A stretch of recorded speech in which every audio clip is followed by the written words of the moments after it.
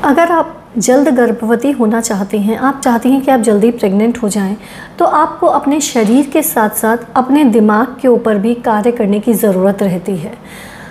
जब आप pregnancy plan करती हैं तो यूजुअली महिलाएं ये तो बहुत अच्छे से अपने शरीर का तो बहुत अच्छे से ध्यान रख रही होती हैं कि अंडा कब निकल रहा है, कब रिलेशनशिप रखना है, क्या अच्छा खाना है, क्या नहीं खाना, परंतु वो जो एक इम्पॉर्टेंट चीज़ भूल जाती हैं वह होता है उनके दिमाग के थॉट्स और उनके दिमाग को उनको मेंटली जो प्रिपरेशन की ज़रूरत है, यानी कि प्रेगनेंसी कंसीव करने के लिए, गर्भ धारण होने के लिए आपके दिमाग के अंदर क्या थॉट्स होने चाहिए, आपको दिमाग को आपको किस प्रकार से प्रिपेयर करना है, ये बहुत ही महत्वपूर्ण चीज़ है। ये हम ओपीडी में आए दिन देखते हैं कि जब हम सामने वाले को इस तरह की एडवाइस देते हैं तो बहुत कॉमनली पेशेंट्स जब अपना थॉट प्रोसेस को इम्प्रूव करते हैं तो बहुत कॉमनली उनको रिजल्ट्स जल्दी मिल जाते हैं।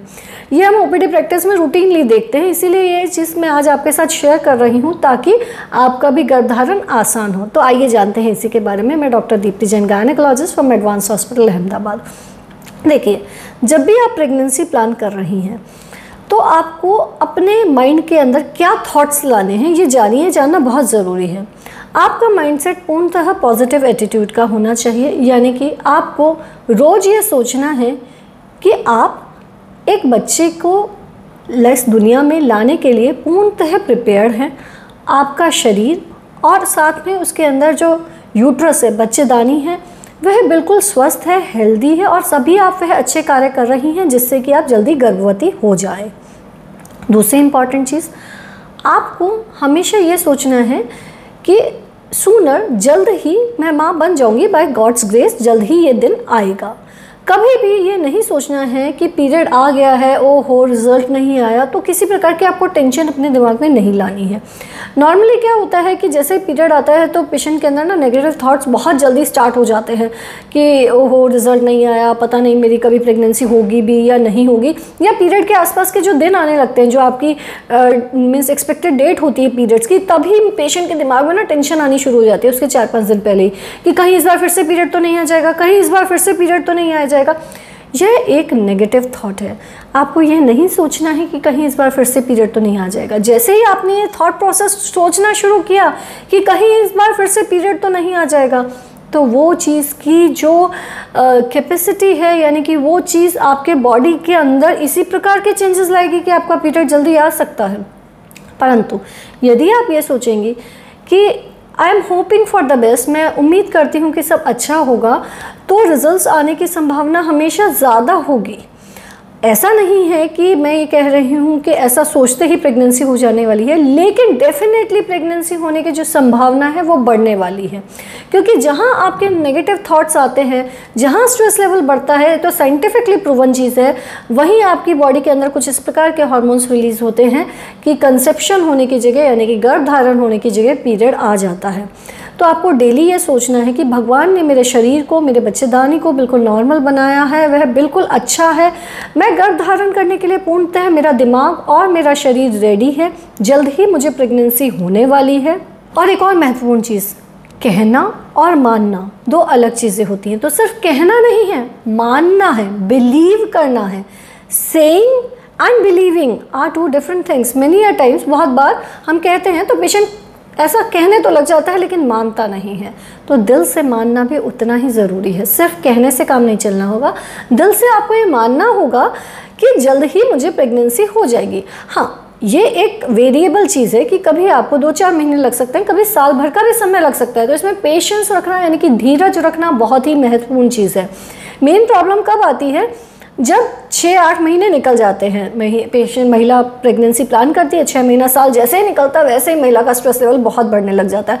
और कुछ लोगों का तो पेशेंस बहुत ही कम होता है, वो 2-3 महीने में ही इम्पेशेंट हो जाते हैं, यानी कि 2-3 महीने में ही अगर गर्भ नहीं रुकता तो उन्हें लग जाता है उन्हें कि पता नहीं मैं कभी माँ बनूंगी भी या नहीं बनूंगी, या मेरे में ही कोई दिक्कत है, मैंने ही कुछ गलती की होगी जो मेरी प्रेगनेंसी नहीं रुक रही। तो इस तरह के थॉट्स आपको बिल्कुल भी नहीं लाने हैं।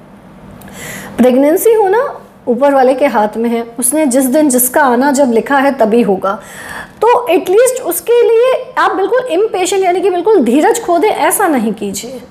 अपने मन को, अपने दिमाग को स्ट्रॉन्ग रखिए, पॉजिटिव एटीट्यूड रखिए। एक बहुत मैं छोटे से एग्जाम्पल के साथ आपको समझाती हूँ। जब हम प्रेगनेंसी का ट्रीटमेंट कर रहे होते हैं ना किसी पेशेंट का, तो हम फॉलिकुलर स्टडी करते हैं। उसके बाद हम पेशेंट को बोलते हैं ये 20 दिन की दवाई ले लो, अगर 20 दिन बाद पीरियड नहीं आएगा तो प्रेगनेंसी टेस्ट करके देख लेना। बहुत सी बार हमसे पेशेंट ना हम कुछ बोले उससे पहले ये सवाल पूछते हैं, मैडम पीरियड आ जाए तब क्या करना है? तो ये आपका सवाल नहीं होना चाहिए कि पीरियड आ जाए तो क्या करना है। आपका सवाल ये होना चाहिए कि पीरियड ना आए तब क्या करना है। अगर आप दिल से पहले ये सोच लेंगे कि पीरियड आने ही वाला है तो पीरियड आ ही जाएगा। तो कम से कम अपने दिल में पहले ये बिलीव रखना शुरू कीजिए। आपकी ये स्ट्रॉन्ग पॉजिटिव अफर्मेशंस, डेफिनेटली ये स्ट्रॉन्ग सेइंग्स आपके प्रेगनेंसी होने पे असर डालता है। आपको लगता होगा ऐसे कहने से थोड़े ना हो जाता है, लेकिन कहने से जो पॉजिटिव वाइब्स जनरेट होती हैं, वो जो पॉजिटिव एनर्जी जनरेट होती है, उसमें डेफिनेटली उससे फ़र्क पड़ता है। आप माने ना माने लेकिन फ़र्क पड़ता है। ये चीज़ हम ओपीडी में रूटीनली देखते हैं, इसीलिए मैं आपको समझा रही हूँ ये बात। एक और चीज़, आपका स्ट्रेस लेवल कम रहे उसके लिए भी आपको ध्यान रखना है। एक्चुअली हम लोग ओपीडी में या आपको समझाने के वक्त सबको कह देते हैं कि भैया स्ट्रेस लेवल कम रखो, पर ऐसा मैंने कह दिया कि आप चिंता मत करो, आप स्ट्रेस नहीं रखो और आपका स्ट्रेस नहीं होगा, ऐसा होता नहीं है। तो आप स्ट्रेस कैसे कम कर सकती हैं अपना? उसके लिए रेगुलर एक्सरसाइज कीजिए। इसमें एक्सरसाइज में स्पेसिफिकली क्या कीजिए, आप ब्रिस्क वॉक वगैरह कर सकती हैं। जब तक आपके शरीर में अंडा नहीं निकला, यानी कि शुरू का first half of the cycle है, तब तक तो आप भले ही विग्रस एक्सरसाइज भी करना चाहें तो आप कर सकती हैं। लेकिन जो second half of the cycle है, यानी कि जब एग रिलीज हो चुका है, उसके बाद आप अपनी एक्सरसाइज को थोड़ा माइल्ड कर दीजिए। यानी कि ब्रिस्क वॉक तो कर सकती हैं, लेकिन ऐसी एक्सरसाइजेज जिसमें जंपिंग, जॉगिंग, ये second half of the cycle में यानी कि अंडा निकलने के बाद आप करना इन्हें अवॉइड कीजिए। लेकिन ब्रिस्क वॉक आप पूरे महीने भर कीजिए।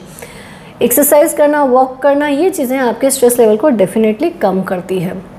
तो आपको रेगुलर एक्सरसाइज करना है, साथ में रेगुलर डीप ब्रीदिंग एक्सरसाइजेस भी करना है। ये जो डीप ब्रीदिंग एक्सरसाइजेस होती है, ये आपके माइंड को काफ़ी रिलैक्स करती हैं, काफ़ी स्ट्रेस लेवल कम कर देती हैं।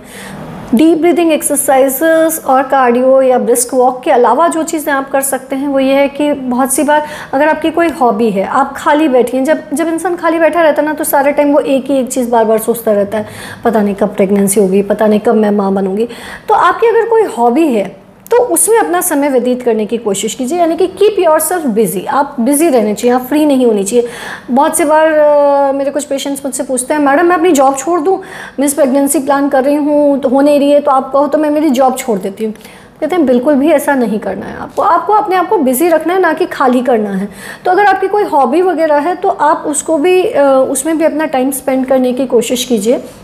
बहुत सी बार हमने ये भी देखा है कि पेशेंट्स कभी कभी फ्रस्ट्रेट हो जाते हैं, नहीं बच्चा हो रहा है बहुत टाइम से, वो सब छोड़ छाड़ के अपनी फाइल्स भी बंद करके रख देते हैं और ठीक है कि छोड़ दिया सब, और वेकेशन वगैरह पे भी चले जाते हैं। तो बहुत सी बार पेशेंट्स उस वेकेशन के बाद कंसीव करके आ जाते हैं। वो इसलिए ही होता है क्योंकि उस टाइम पे वो बिल्कुल भी नहीं सोचते कि उन्हें प्रेगनेंसी करनी है। ये सोच के मत जाइएगा वेकेशन पे कि प्रेगनेंसी प्लान कर रहे हैं, लेकिन हाँ, keep your mind free out of all negative thoughts. अपने सारे नेगेटिव थाट्स को छोड़ दीजिए। Let your body, let your mind automatically prepare the welcome for a newborn, for a new baby. तो अपना स्ट्रेस बिल्कुल कम रखिए। आई होप ये जो आपके थॉट्स को क्लियर करने वाली चीज़ है, ये बिल्कुल मैंने क्लियर कर दी होगी। फिर भी आपको कोई कन्फ्यूजन हो तो आप कमेंट बॉक्स में लिख के हमसे पूछ सकते हैं। और अगर आपको बाकी जो फिज़िकल बॉडी का जो ध्यान रखना है तो उसके डेडिकेटेड वीडियोस हैं हमारे कि अंडा कब रिलीज़ होता है, रिलेशनशिप कब रखना चाहिए, इम्प्लांटेशन के बाद किन चीज़ों का ध्यान रखना चाहिए, तो वो डेडिकेटेड वीडियोस आप देख सकते हैं ताकि आपको कंसीव करने में और भी मदद मिल सके। धन्यवाद।